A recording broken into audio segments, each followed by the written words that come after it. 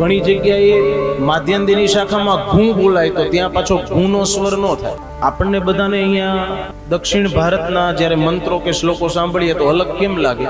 એ એટલે અલગ લાગે કે એની શાખા અલગ છે ને ત્યાંની બોલવાની પદ્ધતિ એ છે, એટલે આપણને નવું લાગે. એ આપણને સાંભળે તો એને એ રીતનું લાગે.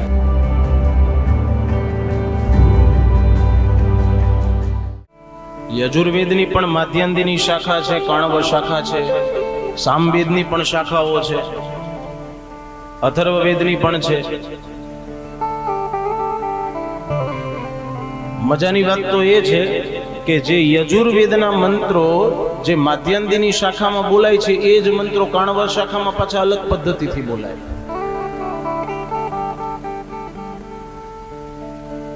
પુરુષ સૂક્તનો એક મંત્ર બોલીએ દાખલા તરીકે,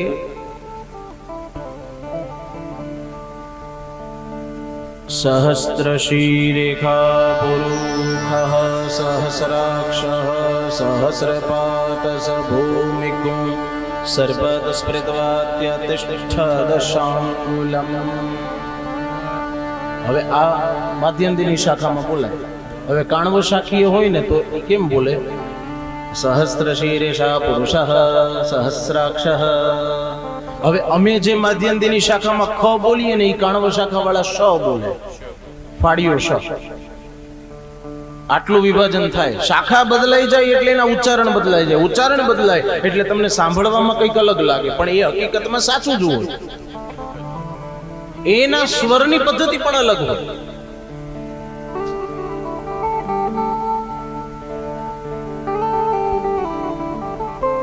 ઘણી જગ્યાએ માધ્યમની શાખામાં ઘૂં બોલાય તો ત્યાં પાછો ઘૂંનો સ્વર ન થાય.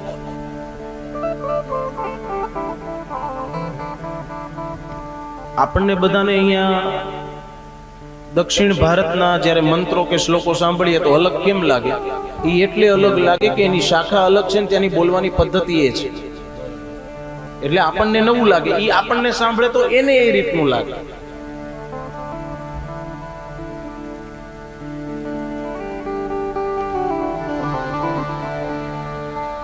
પુરુષ એ વેદ ઘૂં, તો કાણવ શાખામાં પુરુષ એ વેદ ઘૂં. એવા તો કેટલા બધા તમને મંત્રો બતાવો કે જે અલગ પદ્ધતિથી બોલે. આખો વેદ જ છે. હા, જાતે રુદ્ર શિવા જે અષ્ટાધ્યાયી રુદ્રીમાં છે, વેદના મંત્રની રૂચા સ્વર સાથે યજુર્વેદની અંદર માધ્યમની શાખા વાળા જ્યારે બ્રાહ્મણો બોલતા હોય, જાતે રુદ્ર શિવા તનુર ઘોરા પાપકાશિની તયાનસ્તન્વાશંત મયા ગિરિશંત ભિચાકશી. એવું સુવ્યવસ્થિત ગોઠવેલું લાગે મંત્રો બોલતા હોય ત્યારે. હરિ ઓમ.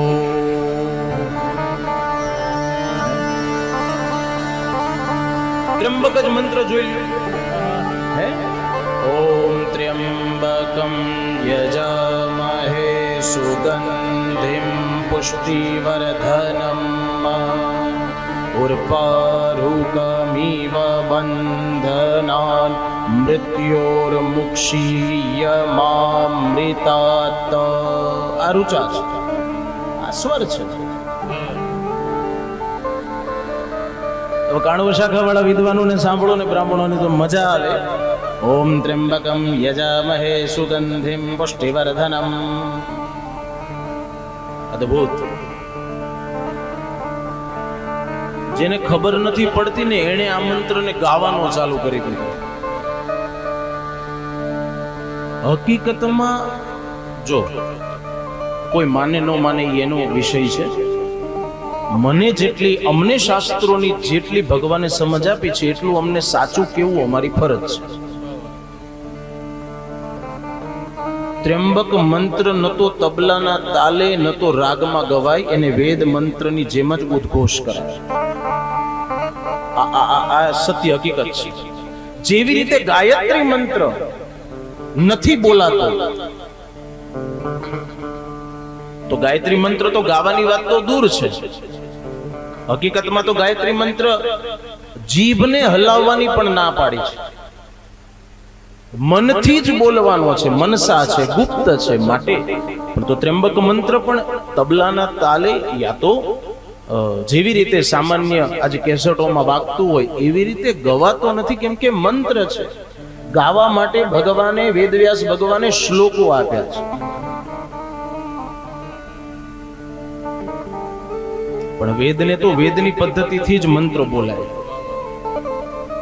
એમાંય જે વેદોના અષ્ટાવિકૃતિ સાથે જે વેદો ભણતા હોય, કે એમના માટે તો એ જ વિષય છે એટલે એમાં જ પારંગત થયા હોય. પણ અષ્ટાવિકૃતિના વેદની અંદર જે ઘન છે, એ જે ઘન બોલાય એની જે ગણતરી છે 1 4 3 2 એવી રીતે પાછું રિપીટ. ગણાનંતવા ગણાનંતવા ગણાનંતવા ગણપતિ ગુમ હવામહે ગણાનંતવા. આપણી કર્મકાંડ પદ્ધતિ જો ક્યારેક કોઈ સાંભળે ને તો અદ્ભુત છે, મજાની છે. હે મૃત્યુંજય મહાદેવ શ્લોક છે એને ગાઈ શકાય. ત્ર્યંબક મંત્ર છે એને વેદની પદ્ધતિ પ્રમાણે જ બોલાય. અક્રમ છે.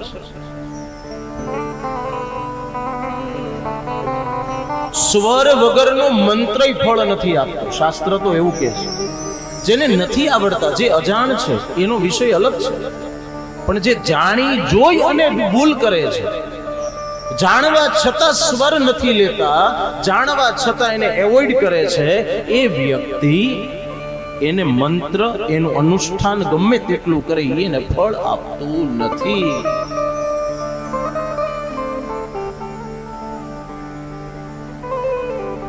કર્મના સિદ્ધાંતો છે આ બધા. જેમ બાહ્ય આંતરિક શરીરથી કર્મ કરીએ છીએ તો આ પણ એક કર્મ છે.